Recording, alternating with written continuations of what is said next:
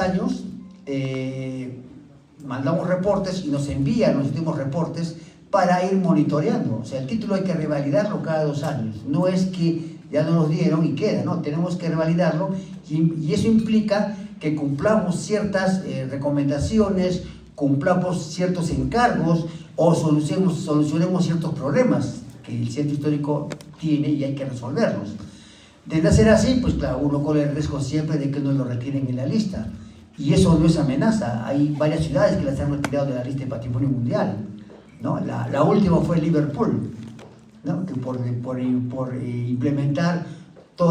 querer implementar un plan de desarrollo inmobiliario muy fuerte, pues lo retiraron, ¿no?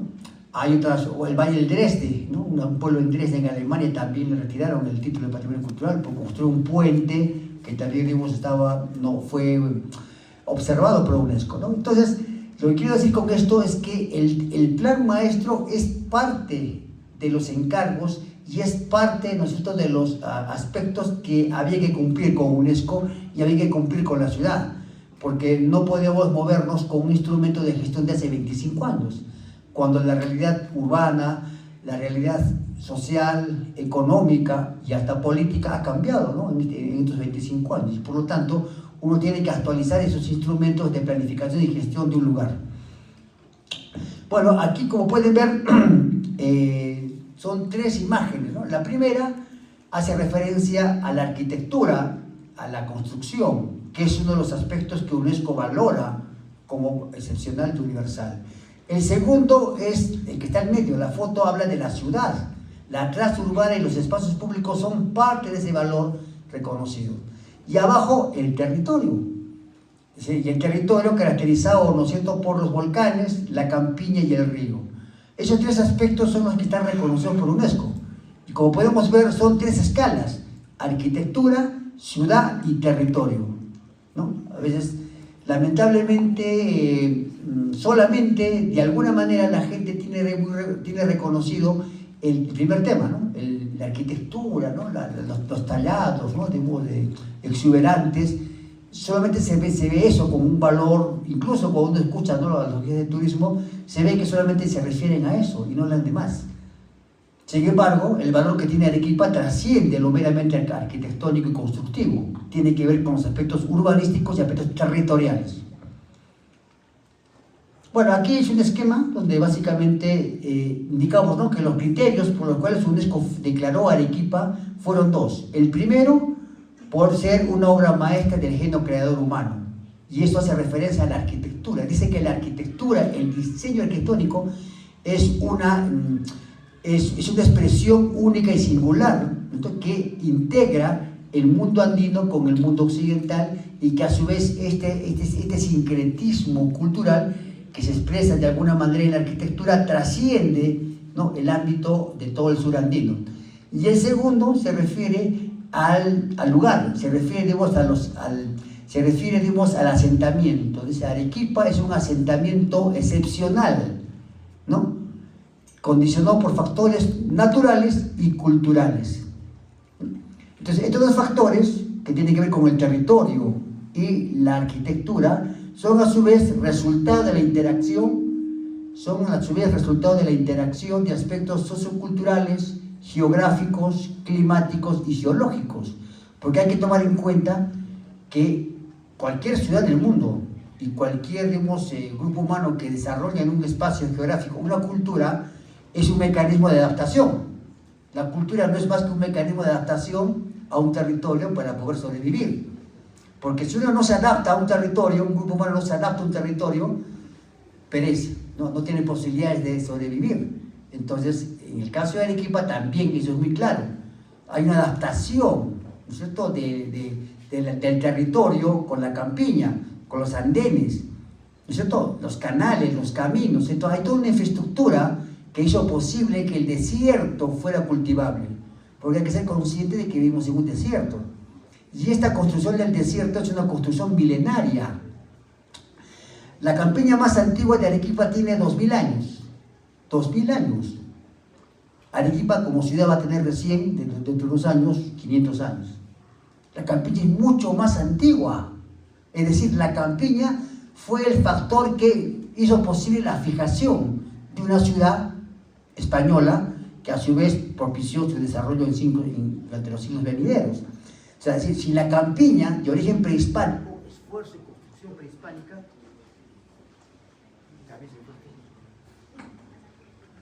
bueno, la campiña como hechura y construcción prehispánica, ¿no? Es el aporte andino, o sea, en este mestizaje, este sincretismo, cual es reconocido Arequipa, tiene por un lado la ciudad como expresión hispánica y el territorio de la campiña como expresión andina. Ese encuentro es lo que hace interesante y hace, ¿no es cierto?, Arequipa singular. Entonces, todo esto es reconocido, ¿no es cierto?, como hemos visto, en este factor. Y claro, son factores que hemos visto de cuatro tipos que generan este valor y que se expresan en aspectos territoriales, ¿no es cierto?, la ubicación de Arequipa como un oasis, la agricultura prehispánica y el marco circundante, ¿no? La geografía volcánica. Los criterios urbanos tienen que ver con la traza urbana y los espacios públicos. Y los aspectos arquitectónicos tienen que ver con el material constructivo, la unidad estilística y la decoración, que a su vez se derivan, ¿no es cierto?, en otros aspectos que tienen que ver con la tecnología, la técnica del tallado y los espacios interiores, ¿no?, en cuanto a la arquitectura. Bueno, decir que el concepto de patrimonio cultural es un concepto que es una construcción social. Finalmente, el patrimonio cultural no es más que un proceso cultural o social que va reconociendo y seleccionando aquello que considera valioso del pasado y que lo va, ¿no es cierto?, protegiendo y lo va legando en las generaciones futuras. Entonces, esa valoración tiene que ver con una construcción social, de aquello que tú consideras valioso y relevante de tu pasado para legarlo al futuro. Entonces, esa construcción social, ese concepto de construcción social ha variado. Hace 50, 60 años solamente se valoraban edificios individuales. Solamente se declaraban monumentos las iglesias, los conventos y una que otra casa. Entonces, era simplemente un valor simbólico el que se reconocía en el patrimonio cultural, ¿no? Un valor, digamos, de monumento, ¿no? Monumento que viene del concepto de memoria, ¿no? Deriva del latín memoria, por eso, porque digamos, son elementos conmemorativos. Entonces, este concepto se manejaba desde los años 40, ¿no? Los monumentos más declarados, protegidos en Arequipa son de los años 40, 46, 48, las primeras protecciones que se dan, pero a individuos, ¿no?, a singularidades arquitectónicas, conventos, iglesias. Y luego eso va cambiando a partir del 60, ¿no? Con los terremotos que hubo en Arequipa en los años 50 y 60, empieza a haber una reflexión mucho más profunda del valor cultural que tenía la ciudad. Y por fin en el año 72 se declara la zona monumental. Es decir, ya deja de solamente concebirse como valor cultural los edificios singulares, sino ya ser el conjunto urbano. Ya se considera una especie de valor de conjunto urbano. Eso ocurre en el año 72 con la declaratoria de la zona monumental de Arequipa, por el recién creado en entonces Instituto Nacional de Cultura. Luego, el año 2000, con la declaratoria de Arequipa como Patrimonio Cultural de la Humanidad, UNESCO indica que tiene que haber se reconoce, se postula al centro histórico como unidad urbanística, conjunto urbano, pero a su vez dimos no un marco circundante, ¿no es cierto?, un área de amortiguamiento. Como pueden ver, que es el Parque Selva Alegre, ¿no es cierto?, parte de Antiquilla, ¿no?, toda la parte esta de Callejón Loreto, hasta el Puente de Fierro y todo lo que es Jorge Chávez Goyeneche, a grosso modo. Eso fue lo que estuvo reconocido en el momento que Arequipa fue declarada Patrimonio Cultural. Pero luego, como ya dije, este reconocimiento no es que te lo da UNESCO de por vida, sino que te evalúa todo el tiempo, ¿no? Y te va, digamos, dando instrucciones, directrices, ¿no es cierto?, para que se garantice este valor, porque ya cuando un lugar es declarado Patrimonio Cultural de la Humanidad, significa que Arequipa, como expresión cultural, ya no es patrimonio solo de los arequipeños, ni siquiera de los peruanos, es un patrimonio de la humanidad, y por lo tanto tú tienes un encargo, una responsabilidad de mantenerlo para el mundo. O sea, eso es lo que a veces digo, no se tiene muy presente, que el haber tocado a la UNESCO a la puerta para que nos declaren Patrimonio Cultural de la Humanidad nos genera responsabilidades en las que hay que poner dinero, recursos, o sea, obras. ¿No? Eso es una responsabilidad. Y que si no cumples en el tiempo, puedes ir perdiendo, digamos, la credibilidad y te quitan el título. ¿No? Pero bueno, entonces esto se logró, digamos, en el año 2000. Y luego, el año 2008, llega una misión de evaluación, una misión de monitoreo, el año 2008, a evaluar el equipo. A ver, ¿qué pasa? Que después vino el año 2014.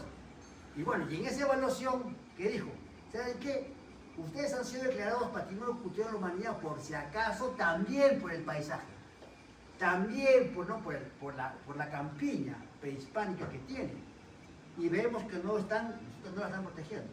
Vemos que la están urbanizando, que la están destruyendo de manera ilegal, informal. Y entonces, ¿sabes qué? Hay que protegerlo. Entonces, la recomendación o la estrategia para que se cumpliera esa finalidad, dijeron, bueno, tienen que hacer una modificación del área de amortiguamiento. Ampliar el área de amortiguación a la campiña más próxima. Y por eso que a este polígono se le agregó toda la parte, ¿no es cierto?, de, por ejemplo, la campiña, ¿no?, de Tograhuasi, que ya está declarado como zona arqueológica, y toda la campiña de Carmen Alto, más, ¿no es cierto?, todo lo que está al sur, el fondo San Isidro, que llega hasta la variante de Uchumal. ¿Por qué? Dijo, bueno, por lo menos amplía la área de amortiguamiento a la campiña más próxima al centro histórico, para que de alguna manera pues tengamos nosotros digamos, completa una visión, ¿no?, de los dos criterios, el paisaje y la arquitectura. Y bueno, eso es lo que se hizo en el año 2012. Entonces, como se dan cuenta, el concepto de protección del patrimonio cultural de Arequipa, en este caso patrimonio tangible, ¿no?, porque hablar de patrimonio intangible ya es otra dimensión, ¿no?, es otro tema que tiene su propio universo, tiene su propia, digamos, ¿no?, lógica. Aquí estamos hablando del patrimonio cultural tangible, ¿no es cierto? Las casas, los espacios públicos, el territorio, las alderías, todo lo que es tangible. Entonces, este concepto en esa dimensión se ha ido ampliando en el tiempo. Hemos pasado del objeto arquitectónico del monumento a la ciudad y luego al territorio, ¿no?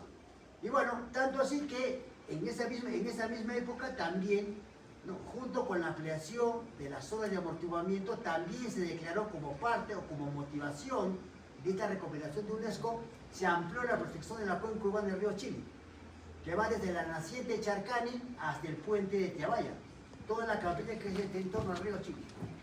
Es parte de esa protección y que además se aprovechó la recomendación de UNESCO para poder amplificar toda esa protección.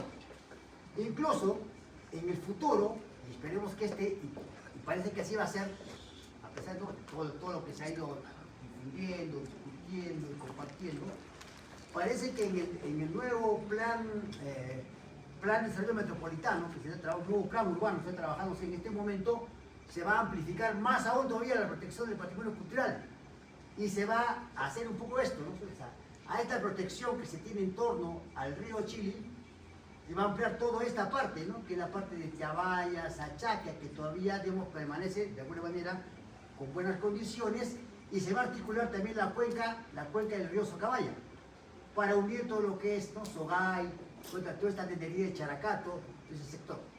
Entonces ya vamos conformando, ¿no?, como se dan cuenta, vamos creciendo y entendiendo que el patrimonio cultural de Arequipa es mucho más que el centro histórico de Arequipa. El centro histórico de Arequipa es un componente de un sistema que está instalado en el territorio de manera ancestral, que está compuesto por, digamos, los pueblos tradicionales, está compuesto por la campiña, la andenería, las acequias, los caminos rurales, las terrazas, ¿no es cierto?, de apreciación o aproximación visual. Todo eso, digamos, son un conjunto de aspectos que conforman un sistema que está instalado en el territorio y por lo tanto debe ser protegido y conceptuado como un sistema que esté instalado en todo el ámbito de la Arequipa metropolitana, donde el centro histórico es un componente importante, pero es un componente de un sistema. Ese concepto es el que se va a implementar o se está implementando en el nuevo PDM. Como se dan cuenta, hemos ido creciendo en el concepto, ¿no? Del edificio, del monumento, la ciudad, el territorio y el sistema metropolitano, que es todo un conjunto de aspectos. Y bueno, Arequipa ante todo es un paisaje cultural. ¿Y qué es el paisaje cultural? Es una categoría donde se entiende que al sustrato, el territorio, ¿no? En este caso Arequipa compuesto por la cordillera, el río, el desierto y los istmos, digamos, sustrato natural genera, ¿no es cierto?, una acción humana que genera las acequias, las aldeanerías y genera la campiña, los asentamientos. Ambas situaciones, el sustrato natural más la acción humana, genera modos de vida, modos de ocupar, de organizar, de construir, de vivir, ¿no? La interacción entre la naturaleza y la acción humana para transformarla, para poder subsistir, genera estos modos de vida. Esa interacción se llama paisaje cultural. Y Arequipa es un paisaje cultural. ¿No? ¿Qué es esto? ¿No? Esto que ven acá es obviamente una construcción humana, es una hechura humana, prehispánica, como ya dije, mucho más antigua que la ciudad, pero que está sobre la base, ¿no es cierto?, de un sustrato natural, ¿no? Una geografía, una orografía, ¿no? Un paisaje que generan modos de vida. Y que se expresa en todo esto, que se expresa, ¿no es cierto?, digamos, ¿no?, en el paisaje de cómo se ve una ciudad, un territorio, de cómo se construye, de cómo nos expresamos culturalmente, cómo festejamos, cómo celebramos, y también cómo comemos, o cómo nos alimentamos, ¿no? Todo eso es el paisaje cultural, ¿no? Bueno, entonces, todo ese marco es para entender que el plan maestro es una parte de toda esa gran dimensión, ¿no? Ese plan maestro es un aspecto que tiene que ver con cómo se regula en términos urbanísticos ese patrimonio cultural que implica monumentos, ciudad y territorio.